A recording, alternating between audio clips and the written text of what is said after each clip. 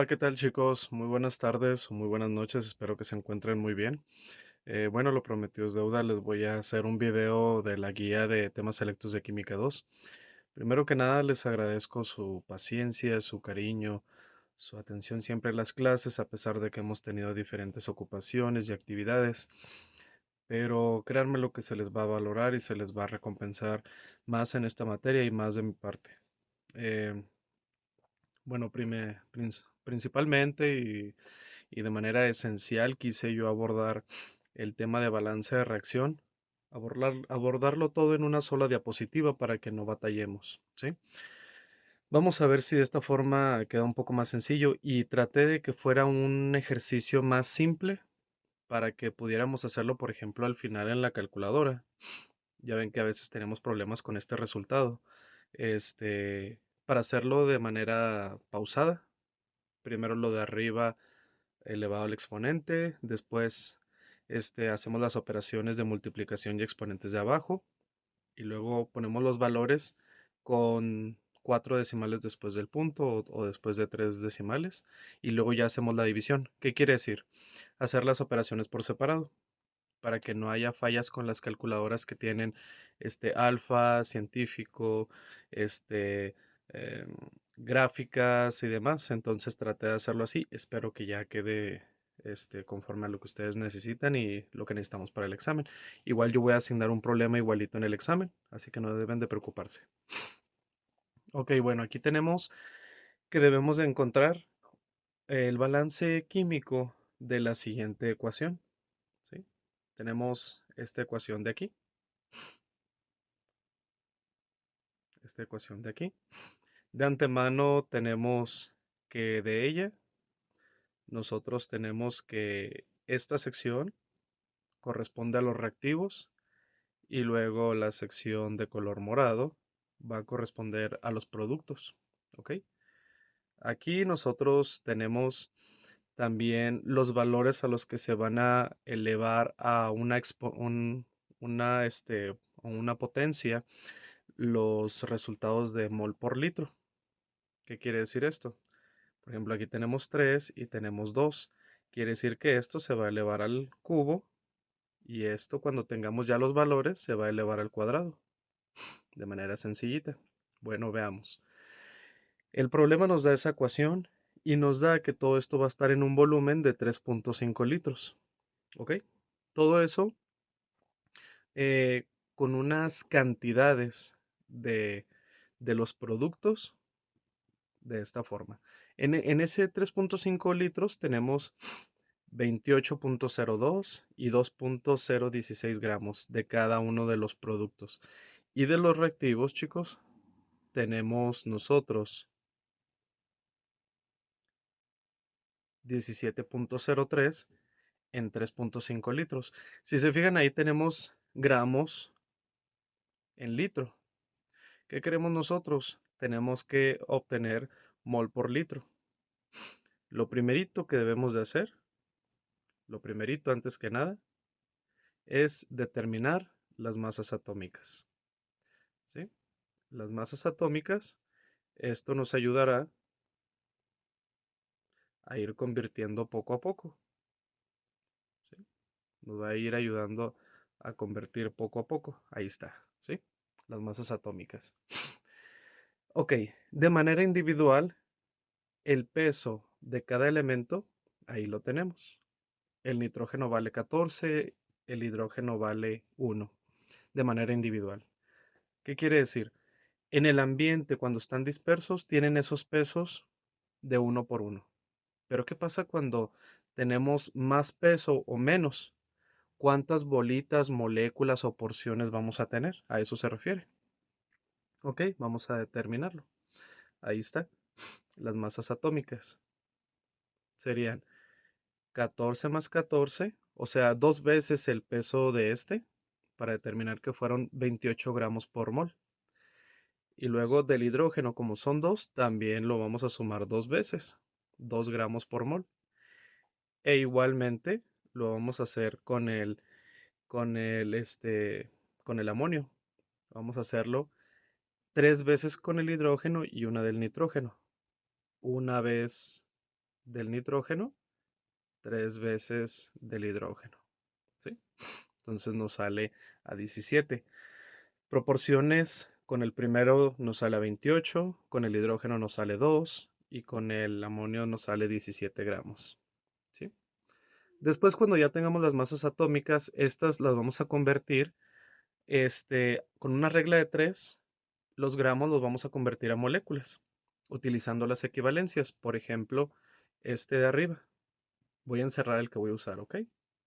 El amarillo, que es el del nitrógeno. Aquí nos dice que son 28 gramos por cada mol. Lo único que hice aquí fue separarlo. 28 gramos equivalen a una molécula. Ahora, el peso que tenemos o las dosis que tenemos o cantidades que tenemos de ese elemento en el problema son 28.02 gramos. Esas nos las dieron acá, ¿sale? Entonces, ese peso que nos dan, ¿a cuántas moléculas equivalen? Si una molécula disuelta de nitrógeno que anda en el ambiente pesa 28, pero tenemos 28 y un microgramo más, ¿cuánto equivale? ¿Ok? Lo vamos a hacer igual con el hidrógeno y con el amonio, ¿sí? Tenemos que, por ejemplo, de las dos del hidrógeno son 2 gramos por cada molécula. Quiere decir que una molécula, ¿sí? Del H2, o bien esto, cuando andan en el ambiente, dos bolitas de hidrógeno equivalen a 2 gramos por cada molécula de esos dos compuestos, ¿sí? Entonces, ahora, eso equivale a una molécula. Si nosotros tuviéramos de cantidad o de porciones en un recipiente de 3.5 litros, ¿sí? Tuviéramos 2.016, igual que en el anterior, un poquito de microgramos más. ¿A cuántas moléculas equivalen? Equivalen prácticamente todas a una y una nanoporción más, a una nanoporción extra, ¿sí? Haciendo las conversiones. La masa atómica equivale a una molécula, el peso que nos dan del problema, ¿a cuántas moléculas equivalen? Realizamos la regla de 3 y aquí ya va a ser la conversión en moles. Ya tenemos los moles. ¿Qué sigue? Nos falta convertirlos a mol por litro. Entonces, para ponerle aquí por litro y por litro, pues hay que dividirlos entre los litros que nos dé el problema. En este caso son 3.5. Entonces, esas equivalencias de moléculas que acabamos de sacar las vamos a dividir entre los 3.5 litros que nos da el problema. Cada concentración, cada estructura. Yo que les recomiendo que en todo utilicen mínimo 3 decimales después del punto. Si utilizan 4 está perfecto, excelente, ¿sí? Pero nomás con que sean las mismas siempre. ¿Qué pasa? Y se me olvidó decirles eso en el salón de clase. Cuando nosotros en una cantidad ponemos 2 decimales después del punto y luego del otro utilizamos 3 decimales después del punto y en el otro utilizamos una decimal después del punto, pues nos van a salir cantidades muy diferentes. Entonces hay que utilizar las mismas decimales después del punto para todo. Si para uno voy a utilizar 3 después del punto, que en todos los procedimientos de cada uno de estos, ustedes utilicen 3 después del punto. Si deciden utilizar 4 decimales después del punto, también, pero que en todas sea lo mismo. ¿Sí me explico? Entonces, eso vamos a hacer para que nos salga también a lo mismo todos. 3 o 4 decimales después del punto, mínimo 3 decimales. Al dividirlos, ya nos sale cada uno en estos valores. Nos sale a 0.285, 0.288 y 0.286. ¿Sí? Ya mol por litro. Ya con esas concentraciones lo que nosotros podemos hacer es sustituir en la fórmula que dijimos al inicio junto con sus potencias, que sería en este caso 3 y acá serían 2. ¿Sí? 3 del reactivo del hidrógeno, 2 del amonio, si lo sustituimos en la fórmula, ¿ok? De manera sencilla, ¿ok? Entonces lo vamos a sustituir y así quedaría. Serían prácticamente los productos o el valor del producto entre los reactivos, elevado a sus potencias, según se requiera. Yo que recomiendo entonces a partir de aquí, para que nos salga todo lo mismo, lo que les mencioné arriba, 3 o 4 decimales después del punto, pero que sea parejo en todos los procedimientos y hacerlo de manera pausada con todas las operaciones. Por ejemplo, primero esto, elevarlo al cuadrado, ponemos el resultado ahí arribita, luego, ¿sí?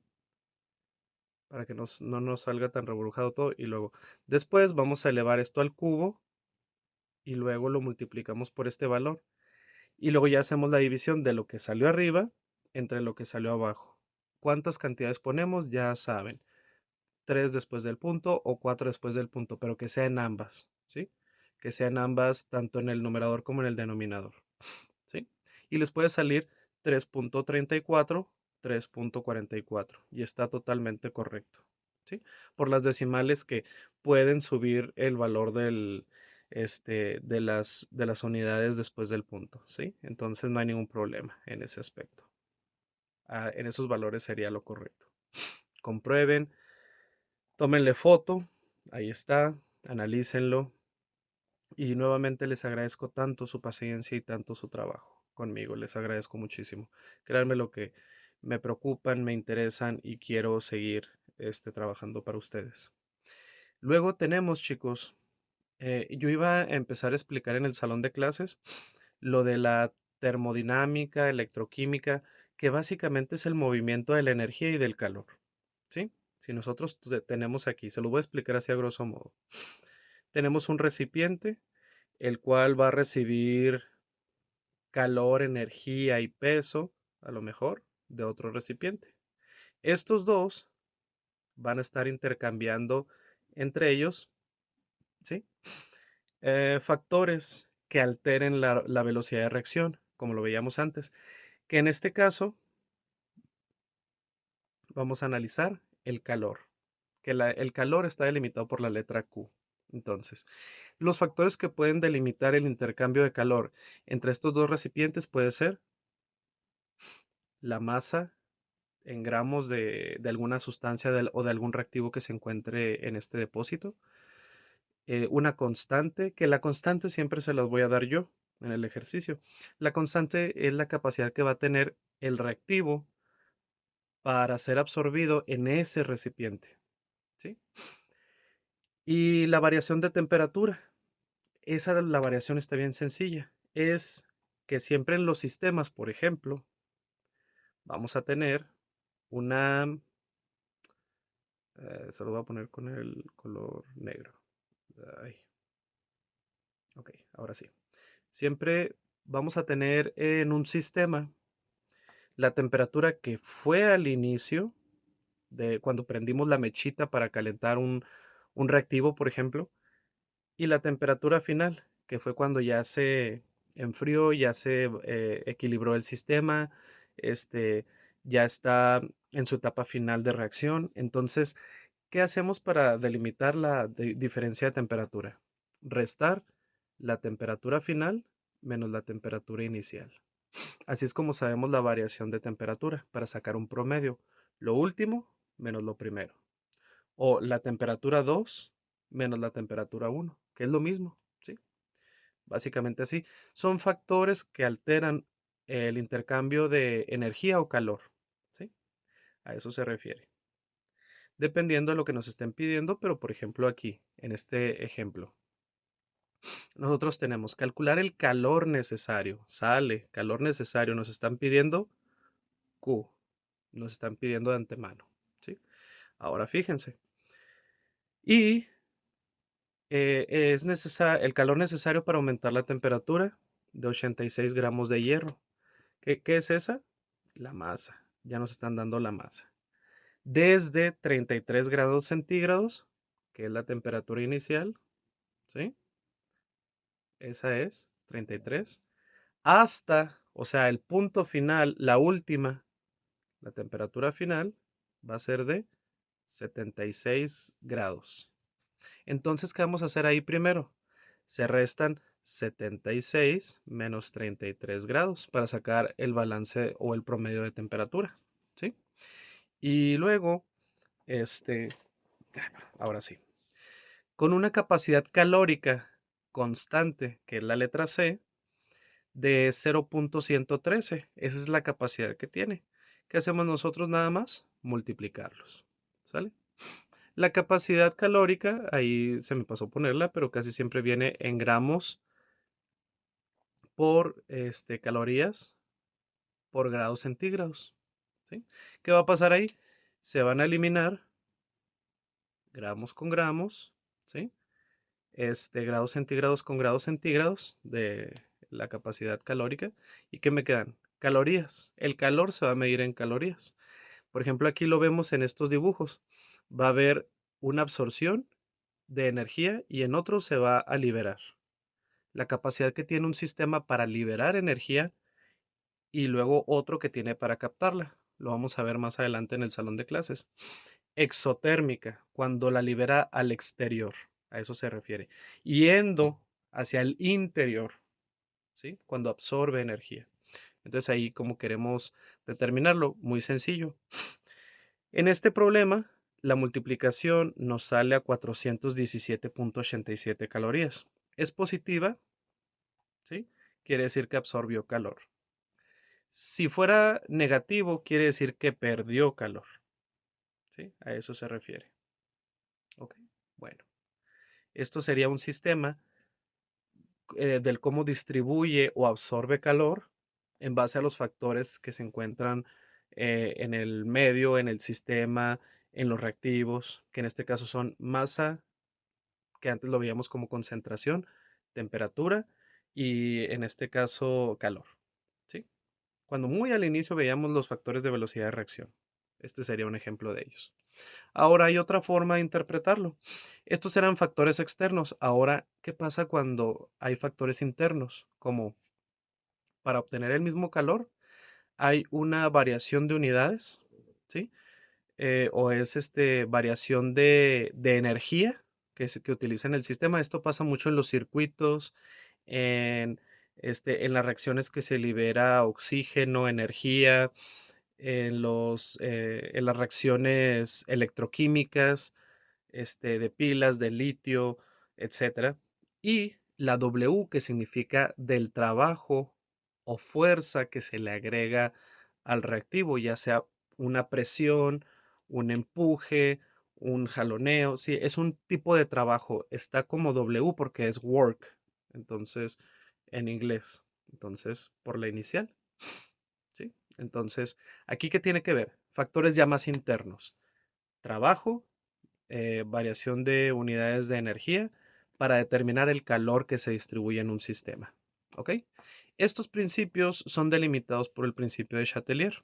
Ese es el que iba yo a explicar, que son delimitados por diferentes leyes, que ahí lo vimos tanto en la guía como en la clase, que es de la energía no se crea ni se destruye, solo se transforma, de las leyes que ahí provenían. Entonces, el cómo, básicamente, estos factores, presión, volumen, temperatura, moles, constantes, calor, delimitan la función de un sistema químico, ya sea la liberación o absorción de energía en ese.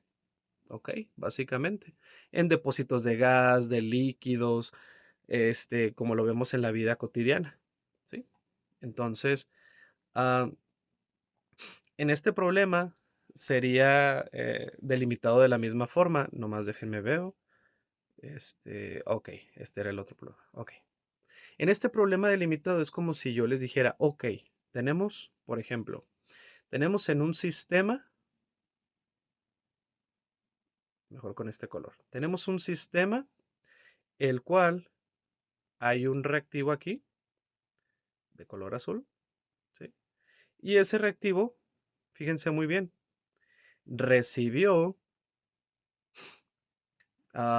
200 joules de energía. Aquí ya lo vamos a medir en joules. 200 julios, como decían por ahí, de energía. ¿Sale? ¿Ok? 200 joules, mejor con este color. Y luego, ¿qué pasa? Libera 50 joules. ¿Qué pasó?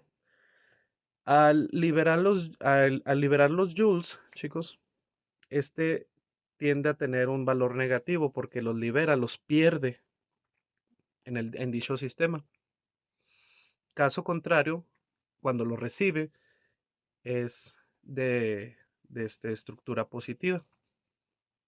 Entonces aquí, si yo quisiera conocer, por ejemplo, la cantidad de calor que hubo en general en total del sistema, yo pondría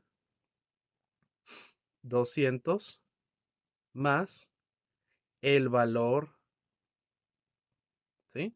Del trabajo que perdió o que ganó. En este caso, fíjense cómo queda. ¿Por qué queda positivo y negativo? Porque la fórmula nos dice que se debe sumar. Entonces, se debe de sumar el valor del otro reactivo. El valor del reactivo, como perdió, su valor ya fue negativo, no cambia. Entonces, se le debe de agregar a la equivalencia o se le debe agregar al factor su acción, si fue de pérdida o de ganancia. Aquí, si nosotros para eliminar el paréntesis pues, usáramos la ley de los signos, más por menos, menos. Entonces quedaría 200 joules menos los 50. ¿Sí? Ahora sí. ¿Por qué? Porque esa fue energía perdida. Entonces nos quedaría a 150 joules. ¿Por qué digo que se debe de considerar? Muy sencillo. Porque en este caso afectó la reacción, ya se tenía que reducir. Pero ahora, cuando una energía se le agrega al sistema, ok, cuando una energía se le agrega al sistema, está el sistema, se le agrega, quedaría positiva y el otro recibió más energía, queda igualmente positiva. Ahí sí se suman, aunque el valor de las unidades me diga que se debe de sumar, pues bueno, como salió positivo, va a ser, va a quedar igual en la misma suma, más por más, más. Pero si es pérdida, cambia a signo negativo. Nada más así. Cuando es pérdida, se le agrega el signo negativo. Cuando es adición, se le agrega el signo positivo. Se acabó. Ahora, caso contrario, en la guía puede venir que nos pidan, por ejemplo, la variación de energía. Pues bueno, tenemos que sustituir la fórmula y ya no sería positivo, ya sería negativo. Sería la Q menos la W, que sería calor menos trabajo para sacar la cantidad de energía suministrada en el sistema. Eso ahí viene en la guía y ahí yo para que ya ustedes no batallen, les puse la fórmula que deben de utilizar, cómo quedaría delimitado y les puse los pasos para que ya no batallen.